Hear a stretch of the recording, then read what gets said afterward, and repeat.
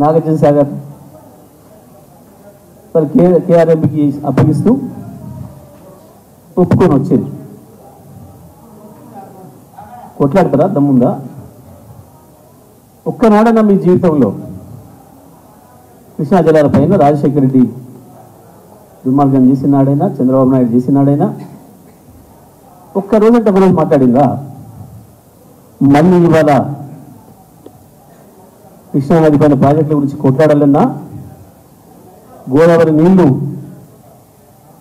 తెలంగాణ పొలాలకి పారేయాలన్నా అది కేవలం బీఆర్ఎస్ వల్లనే అవుతుంది, కేసీఆర్ వల్లనే అవుతుంది తప్ప ఈ చేతగానే ఉంటుంది కాదు.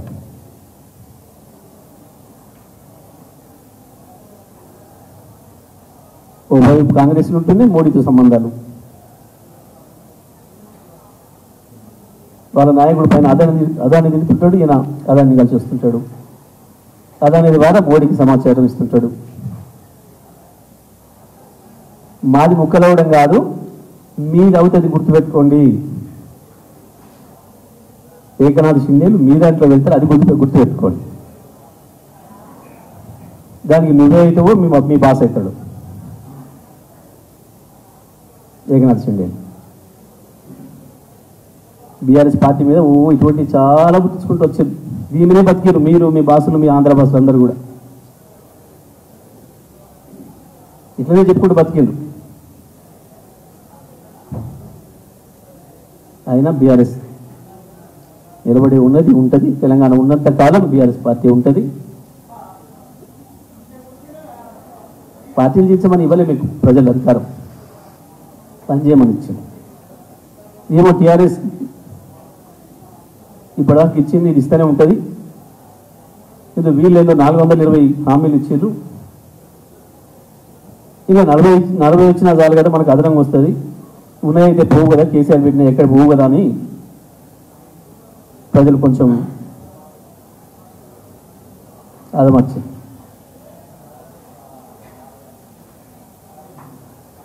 ఇప్పుడు దాంట్లో నుంచి బయటపడడానికి ఈ చిల్లర మాటలు, చిల్లర చేష్టలు, చిల్లర వేషాలు ఇవి మానుకోవాలి. ఇప్పటికైనా పార్టీలను చీల్చడం కొరకు అధికారాలు ఇవ్వరు ప్రజలు, పని చేయమని ఇస్తారు. మీరు ఇచ్చిన హామీలని నమ్మి అవి నెరవేర్తేనే వాళ్ళ జీవితాల్లో కొంత అభివృద్ధి వస్తుందని ఇస్తారు. కాబట్టి ఇప్పటికైనా కోమటిరెడ్డి వెంకటరెడ్డి కావచ్చు, ఇంకా ఆయన మిత్రులు, ఇతర మంత్రులు కూడా ఈ ప్రగల్భాలు మాని పాలనపైన దృష్టి పెట్టాలని, ప్రజల తక్షణ సమస్యలుగా ఉన్న వాటిపైన దృష్టి పెట్టి ఆ కనీసం ఎరువులైనా సకాలంగా అందించే ప్రయత్నం చేయండి.